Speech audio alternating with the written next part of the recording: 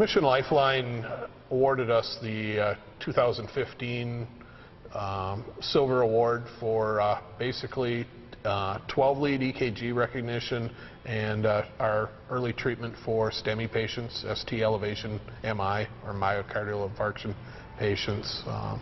It's awarded for when you make, you have 35 patients that are 35 years or older who are complaining of non-traumatic chest pain, acquiring a 12-lead EKG and transmitting it to a hospital, but also with those that are having a heart attack going on.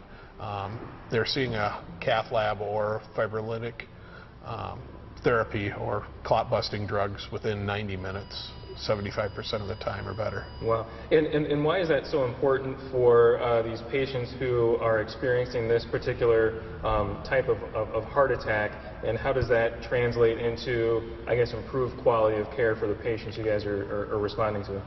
Well, for the patient, time is muscle. When people are having a heart attack, the longer they wait, the more muscle they lose from their heart, of their ability for their heart. So that also affects their ability to recover after the heart attack. So one of the things we try to do is we try to limit how long we're on scene with these types of patients, and so we try for a 10-minute scene time or less. So quicker transport to the hospital and earlier intervention by the hospital. And then, so can you explain just a little bit about kind of the process, how it works? You know, what information is getting picked up by the paramedics on scene, and how that's getting transported to the hospital, and how that's important for them. Well, the first part comes from the patient themselves. They recognize that they're having a heart attack, and then they call 911. And then we of course respond as quickly as we can. As we're interviewing the patient and assessing the patient, one of the things we'll do is put our cardiac monitor and do a 12-lead EKG of a patient who's complaining of symptomatic chest pain, for instance. And for that patient, recognizing as we look at the 12-lead, do we see this ST elevation, or sometimes it's depression, which just means somewhere else in the heart there's elevation somewhere else. Then we transmit that via Bluetooth over our cell phones. It goes to whichever hospital the patient wants to go to as an email, and then from there the hospital has a distribution tree that it can send out to the cardiologist, the ER doc that's on call,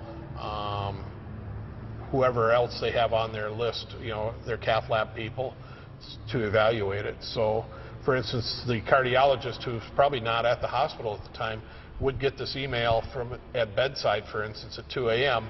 He could get this alert. He could look at the 12-lead itself, and he could say, yes, we need to get this guy right to the cath lab, or go ahead and start the clot-busting medication. Prior to that, what we used to do is basically use an analog cell phone, and it was faxed. So it went to the ER fax machine, where somebody in the ER would have to look at it, and then they would look at it. Whereas now, everybody who needs to be involved can have that right now, instantaneously, once we hit send.